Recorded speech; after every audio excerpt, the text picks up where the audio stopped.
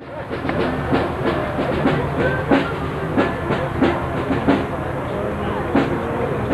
morning, Mr. Campbell. How are you?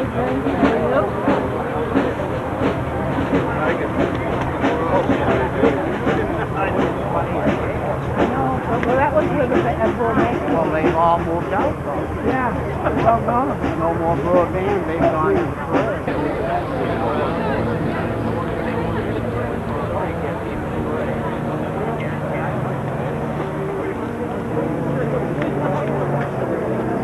You brought your own chair. My chair? Right off them board. I think I'm going to film you.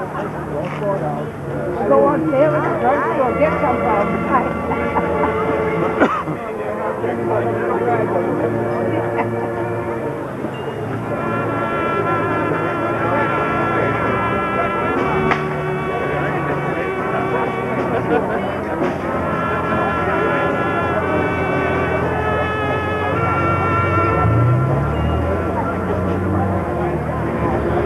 Hey, Robbie.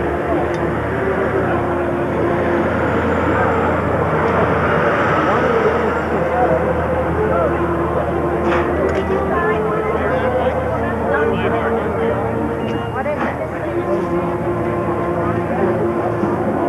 I have the one you had last night. How was that?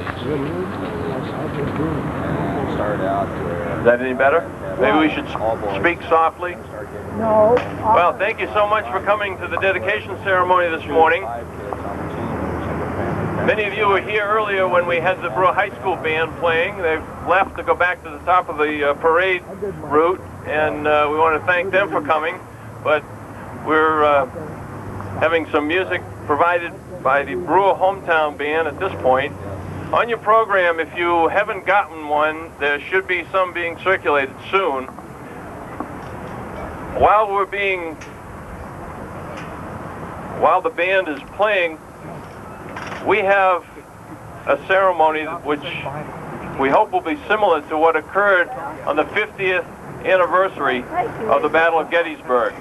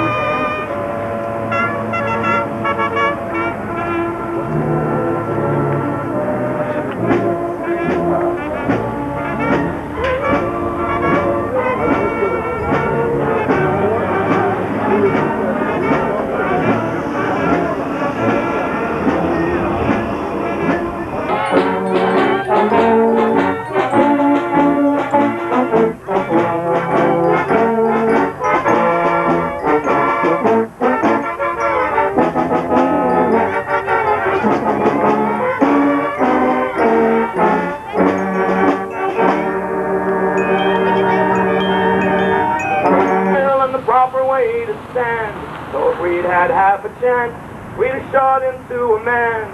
But then he finally left us to the one who'd lead us all to a Pennsylvania hillside to answer freedom's call. And we came from the rocky coast of Maine when we heard Abe Lincoln's call. We came from the farms and the fields and the forests where the pine trees fall. Little did we know of the glory could be gained, or the stories they would tell of the men in the 20th Maine. It was at the little round top when we made our claim to fame. Thanks so much, Joe. And thanks for making good use of a politician. Never been a mic stand before. That's great. Part of the program where we get readings from many of the officials. First, we'd like to have a letter read by a true descendant of Joshua Chamberlain, Joshua Chamberlain's granddaughter. And President, to read those readings is Representative Lemke, Bill Lemke from Westbrook. He's an avid Chamberlain study, and keeps us all informed in the legislature.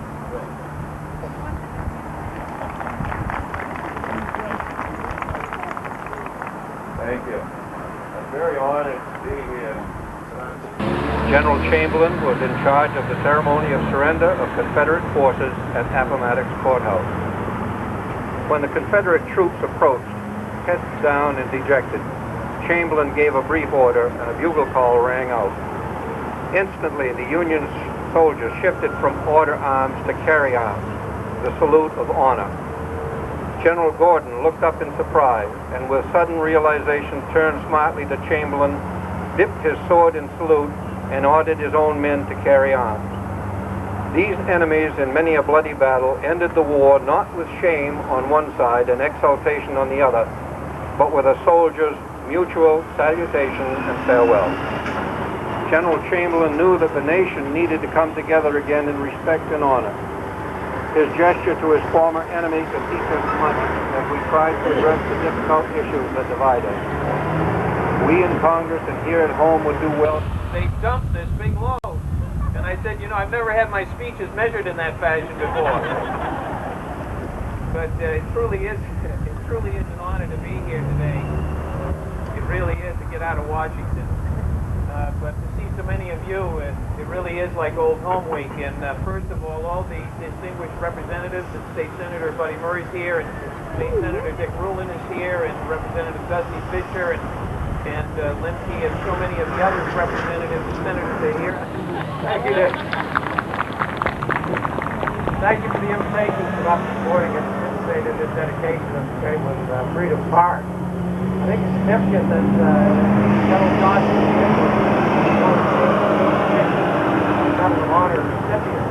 And as you folks gathered here this morning to honor Joshua Chamberlain, there's a similar group gathered over in the small town of Burnham, where they have their groundbreaking ceremony in preparation for a monument to honor Corporal Claire Goodblood, who is the Medal of Honor recipient of the Korean War. Of those 86 Medal of Honor recipients that we have in Maine, we're fortunate that 3 of them are still with us. Jay Seymour down at Booth Bay Harbor, Eddie Dahlgren out in Blaine, Maine, and Lou Millett, who now resides out in California.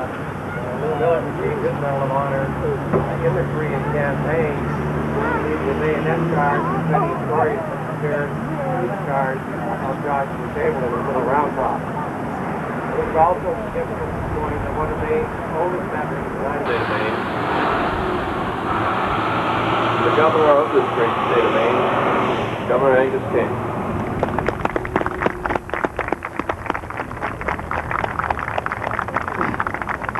I want to thank Dick for letting me get up from the coldest metal folding chair on the planet.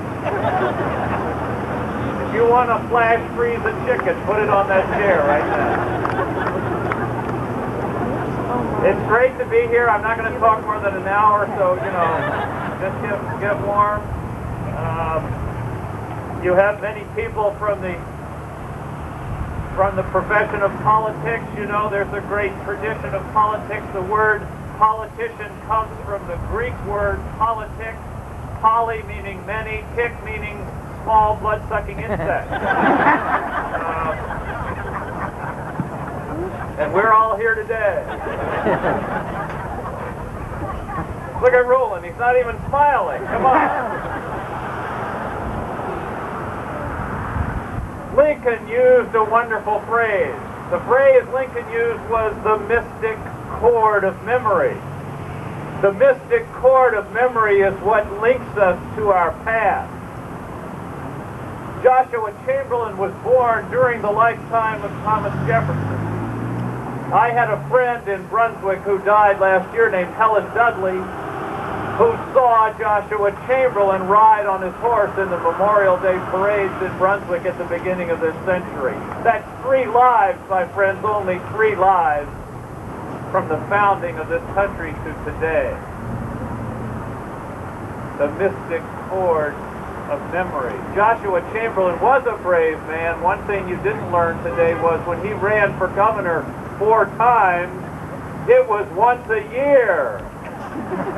The term of governor then was 1 year, so Chamberlain was a brave man. But I want to tell you a story about Chamberlain that you may have never heard that has nothing to do with Little Round Top. We all know the story of Little Round Top and how Chamberlain literally saved the Union. But in 1880, there was a gubernatorial election in Maine that made today's politics look like a tea party. No one could tell who won. The vote was so close. There were armed camps in Augusta. There was a sniper on the roof of the State House taking aim at people on the grounds of Mr. Blaine's house. It was a crisis, perhaps the greatest crisis in the history of this state. It was 1880. Chamberlain had been gone from Maine politics for 15 years. No one knew what to do because they were afraid of violence breaking out in the streets of Maine. Someone thought of calling Chamberlain, who was then president of Bowdoin College, to solve and resolve the crisis. Chamberlain rode from Brunswick to Augusta on his horse. He came to the State House, and this is what he did. He told everyone in the State House to leave. He went inside and locked himself in. He locked all the doors of the State House and said, no one gets in this building to take over the seat of the governor until the Maine Supreme Court resolves this issue. He stayed inside all day and all night. And late that night, an armed mob marched on the State House. They had torches, they had guns, and they were calling for Chamberlain's life because they felt they represented one of the factions, and they felt that he was denying them their rightful position to take over the state government of Maine. Finally, in the dark of night, as the mob was marching outside, Chamberlain opened the door of the State House and walked out alone. And he stood at the top of the hill and looked down at the mob. And this is what he said. I am here to see that the laws of the state of Maine are fully and faithfully executed. If any man wants to kill me for it, here I am. There was a pause, there was a silence. And after a few moments, an old man who was at the back of the mob stood up and said, "Aye, General, I was with you at Little Round Top. And any man that touches a hair of your head will have to answer to me." At that moment, the crowd broke up, laid down their arms, laid down their torches, and went home. The crisis had passed. Don't ever let anyone tell you that one person can't make a difference.